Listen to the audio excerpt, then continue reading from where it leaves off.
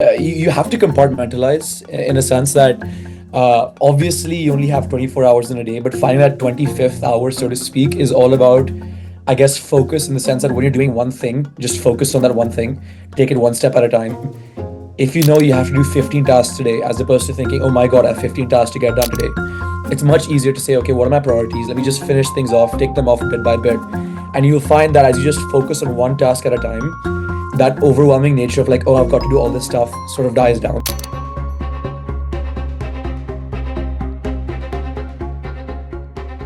Today, we have the pleasure of speaking with Siddhant Tandon, a young entrepreneur and current Oxford student who is pursuing his Bachelor of Arts in Economics and Management. That's huge. So, as a former CEO of Combrick, which you may want to kind of talk about maybe later on, you've led initiatives to provide educational opportunities worldwide with impressive internships at prestigious law firms like PwC and Rothschild. I definitely think that Siddhant is dedicated to making a meaningful impact in the business world. So let's dive straight into it. How about you tell us a little bit about Combrick? What's your goal? Cool. So when we started Compridge, it was essentially out of familial need in the sense that my younger sister had just moved schools. And, she wasn't at the time the most outgoing student. She's very intelligent. And because she moved schools to a new place, new environment, she wasn't very sure which opportunities to pursue. And beyond that, she wasn't sure where to find these opportunities. So it started off as just me scouting the internet and sending her whatever opportunities I could find that I thought she would be interested in.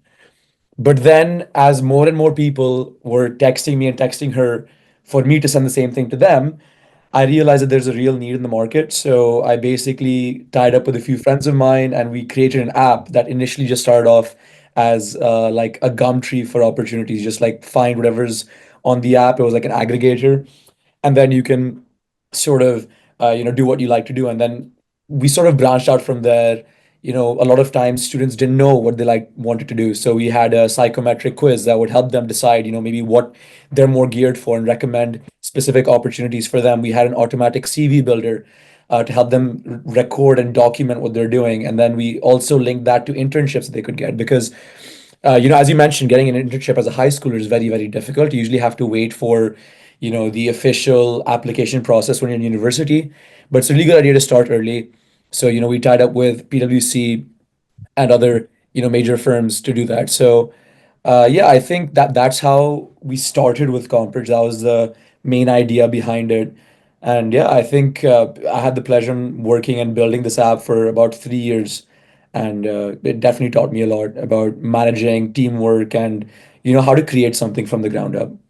100%. I think that definitely has quite a bit of heartwarming origins. And yeah, that's definitely a very impressive journey. But you took on such a significant role at such a young age. So how do you think you manage academics, like the traditional academic duties of a student, with taking on such a big role as the CEO of Conference?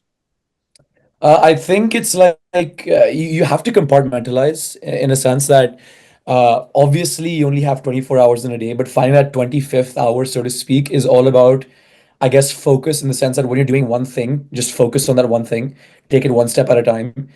If you know you have to do 15 tasks today, as opposed to thinking, oh my God, I have 15 tasks to get done today, it's much easier to say, okay, what are my priorities? Let me just finish things off, take them off bit by bit. And you'll find that as you just focus on one task at a time, that overwhelming nature of like, oh, I've got to do all this stuff sort of dies down.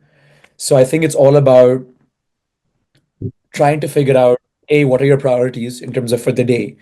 And then once you have that in mind, you just take things off one at a time. The mistake a lot of people make is, I guess it works for some people, it didn't work for me, is that they do time blocking where they say from 10 to 12, I'll do this, from 12 to 1, I'll do this. I found that I procrastinate a lot, and then by the time like I hit midday, I'm already behind on everything that I've time blocked for, and that's very overwhelming and disappointing. So I try to just focus on one thing at a time, and I find that you get a lot of things done by then. And as you tick things off, you just feel so productive. You feel like you want to do more. Often starting is the hardest bit, but once you start, it's very hard to stop, I find. 100%. Yeah. And I feel that procrastination, once again, is a major issue. And it's a major, I guess, challenge that high school students kind of face on the day to day. But what are some challenges you would say that you faced while trying to develop and start up Combridge? Well, I'm not technical whatsoever. So if you ask me to code something, I wouldn't be able to do it. So the biggest challenge I had was just finding a group of people I could trust, a team to work together. Obviously, when you're starting off as a student entrepreneur, even now, you don't really have the facilities to pay for top-end developers. So you kind of just have to rely on the fact that other people just believe in what you're doing. They share your vision, and they believe in the product enough to not have to accept top-tier salaries or even just volunteer to work with you to produce something that'll make an impact. So I think the biggest challenge is finding a team and finding, a committed group of people.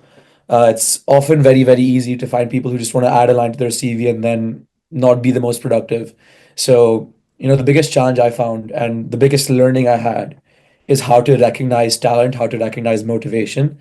And I think it's very difficult even now, like if you apply to an internship, if you apply to any job, they find it difficult to assess motivation. So I think that was a very big challenge, just forming a team of people I trust, a team of people who would be productive and who would do what's required of them, and who believe in what we're doing. But I think definitely it taught me some valuable ways to find out and discover what their motivations are, and then make a team quicker and in a more efficient manner. Wow. Yeah, 100%. And I think to maybe even further touch upon your internships at such major firms like PwC and Rothschild, how would you say that kind of shaped your understanding of the business world, and what key skills do you think you kind of derived from those internships? Would you recommend that, or how would you kind of push students to kind of reach for opportunities as such? Okay, so I think the first thing I'll mention that internships at the high school level are very hard. 100%. Unless you have some sort of like familial connection. I didn't have a lot of those. So, I mean, I'm sure you can go on LinkedIn and find some people who are very, very well connected and very well networked who have a lot more. But for me, it was just, well, PwC came about because I won the world's largest case competition, and the prize was an internship at PwC. So that's how that came about. And with Rothschild, it was a small 2 week thing.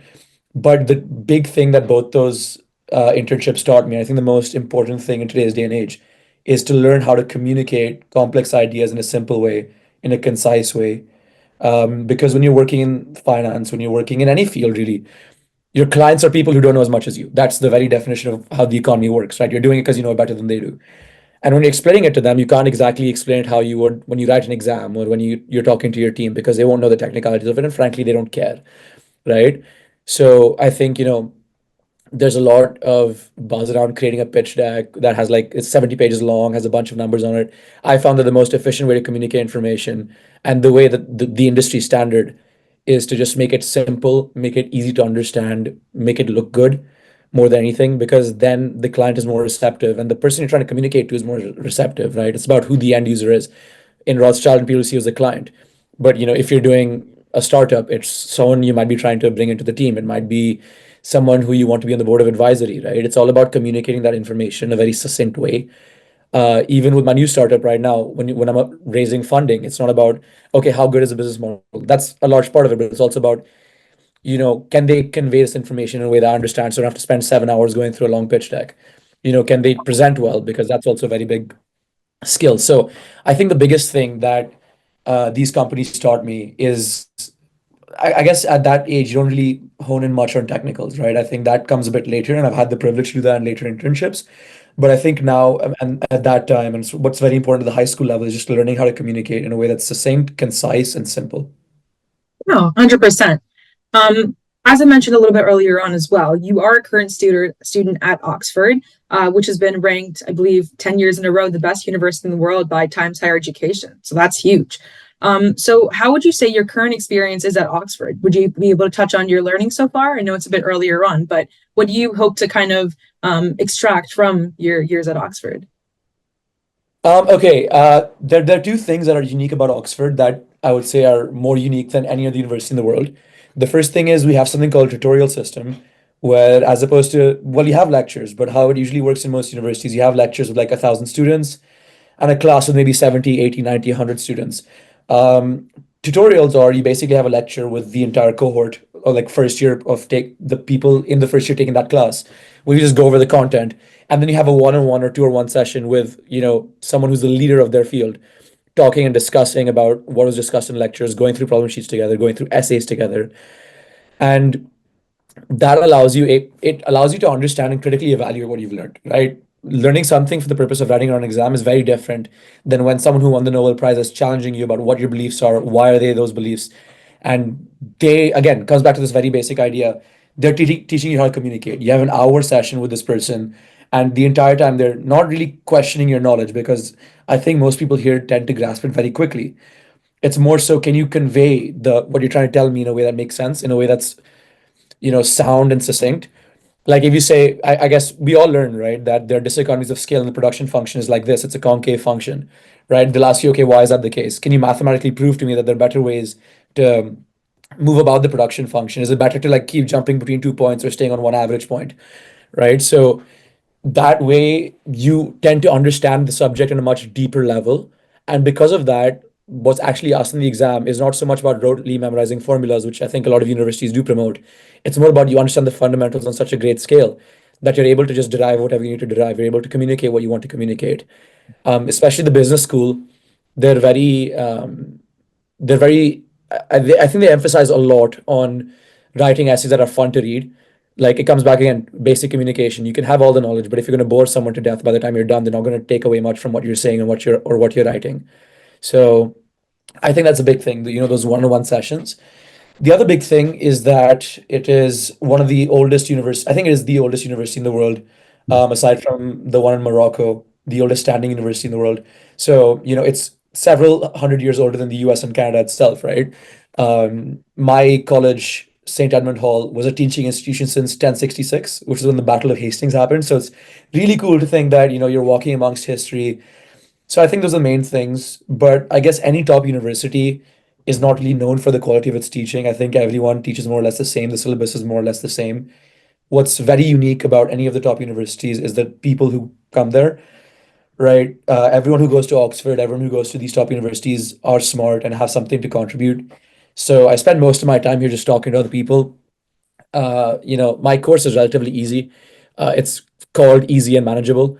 So, I do have a lot of time on my hands. I spend that talking to people, meeting up, going to events where I can really make use of that Oxford network. So I think, yeah, it's all about, I think the main thing I enjoy is just meeting different people in this town, in the city. And I think that's the best part about any university, really. Right, 100%. How would you say networking looks like? I mean, I feel like that's a pivotal part of whether you're an entrepreneur or if you're a student. I think to kind of further grow your career, I think that's huge. So how does that look like at Oxford? So, networking, I think there's an approach that comes to it. A lot of people say networking and they actually mean networking, which I don't like, where they talk to people for the sole purpose of either trying to get something out of them or to get something out of them in the future. Maybe it's not very evident in high school, but I can tell you for sure everyone in university knows when you're trying to talk to them for the purpose of getting something out of them. I think it's very important to remember that there's someone on the other end of the line, someone sitting opposite you, a human being. So, I mean, by all means, if you want to network to try and get something out of them, you can. But chances are they're going to know that's what's happening. And that's why a lot of people fail, because they don't seem genuine. They don't seem interested in someone's story. For me, whenever I meet with people, it's always about just trying to get to know the other guy. I'm a very, very social person. I love talking to people. I love, as you can tell, I'm very passionate about talking in general. So it's just nice to just catch up with someone over a coffee or a drink and just talk to them. Maybe they might come up to use of you later, but that's not really the primary purpose, at least in my opinion. Especially when you're in your first year or in your formative years of high school, final years of high school, you need a community around you. And just talking to people and getting to know them is the best way to do that. If they can help you later down the line, that's great. And that's, the beauty of places like Oxford and the top universities, that most of them will be in a position later on to help you. And they can, and even in normal discussions, you will learn from them. But that shouldn't be the objective going in. You should be genuine. You should be sincere, and like the learning will come. My best mate Tom, we share a house together. Just before this call, we were biking our way back. He's my best mate. We're talking about the fall of the Mongol Empire, and like I had no idea about that, and he was just telling me all this information. So, as long as you're genuine and you want to have a genuine connection with people, then networking and like tapping into that network becomes much easier because they want to help you. If it's just a transactional relationship, that relationship becomes void the moment you can't offer them anything, right? So I think it's all about being genuine, being sincere, and just wanting to know and get to know the people around you. Right. So the networking culture that you sort of described, would you see that in any way? I mean, I'm sure it does, but how would you say that kind of poses a sort of challenge with kind of building a social circle there? What do you mean by that? Sorry. How would you say that, how would you say that you kind of build authentic relationships and authentic friendships there?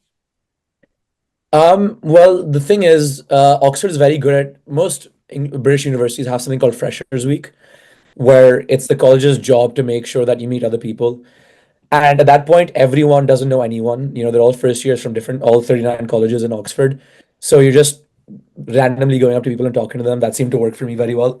But now, when you're in your second year, or when you're in a situation where most social groups are formed, it becomes a bit difficult to, like, I guess, organically find yourself within them. You do have to be a bit pushy, you have to be a bit insistent. But I think after the first 10 minutes of awkwardness, it becomes interesting and people become more receptive. Uh, Let me think. Just yesterday, one of my friends, close friends, was hanging out with another one of his friends, and he texted me to pull up. So, I met another someone I barely knew through a mutual friend. So I think it's always, as long as you're always down to meet new people, as long as you're always open-minded, I think it becomes easier and easier because, like I said, your friends will have other friends that you can meet to and talk to. And, when you're hanging out with large groups, you meet other people. The biggest thing is, don't be embarrassed and don't sort of push social meetings off. I know, like, people have a social battery that gets drained. That's understandable. But, like I said, networking is important. If you really find it that hard to meet people, take it as a job, and like put some effort into it. I don't like my social battery is a bit weird. It gets recharged when I'm with people and gets drained when I'm alone. So like I enjoy being around people, talking to people, learning from people. So I think there are ample opportunities to meet people through other people, and it's hard when social circles are formed. But as you're entering university, it's very, very easy to just find yourself in a large group of people as long as you're open to it. Okay, wow. And I think just you provided us many wonderful insights throughout this talk. I'd definitely say, but I think on a closing note, I mean, you currently have the audience of thousands of students in a greater community that are going to be watching this podcast. So, if you would almost like you're talking to your old high school self, what are a few pieces of advice you'd give, just in general? Yeah, that is a good question. I think the first piece of advice would be uh, don't get discouraged. Hard work doesn't go to waste. I think that everyone has to know that when you work hard and you try to work towards something, there is a lag time between when you finish that work, when you start working on yourself to when you see results. It was very discouraging, getting rejected from a lot of internships here and there. But then, like you said, the R one does pop around, and that one tends to be like a pivotal moment for your career.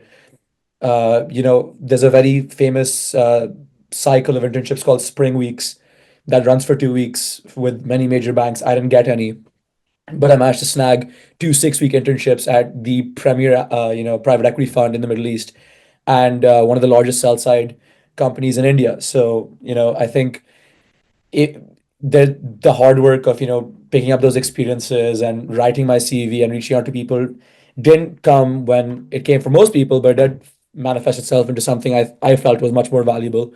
That's the first thing. It's very easy to get discouraged.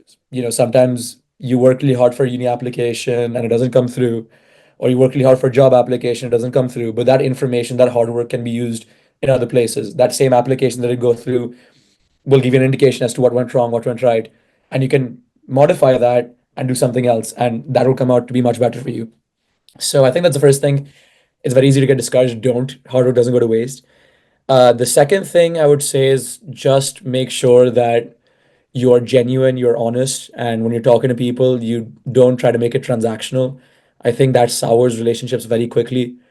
Beyond the whole getting a job, being successful, getting into university, I think humans are a social animal. And if you distance yourself around everyone else just because you're known as that one guy who just tries to like leverage networks, it can become a very lonely and antisocial life, and no one wants that.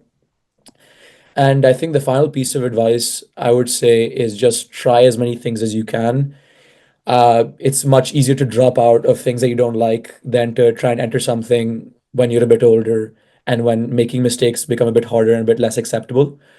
So, just go out, be yourself, have some fun, try different things, and you will screw up, but that's what life is for, at least at this age. So yeah, I think those are my main pieces of advice. And I think like everyone has their own journey. I was lucky enough that, I started a bit early, but as long as you have some sort of drive, some hunger, and like you're open to learning, you're open to learning from people, talking to people, like I said, just try new things, be open. I think you'll be surprised at how quickly life opens up for you.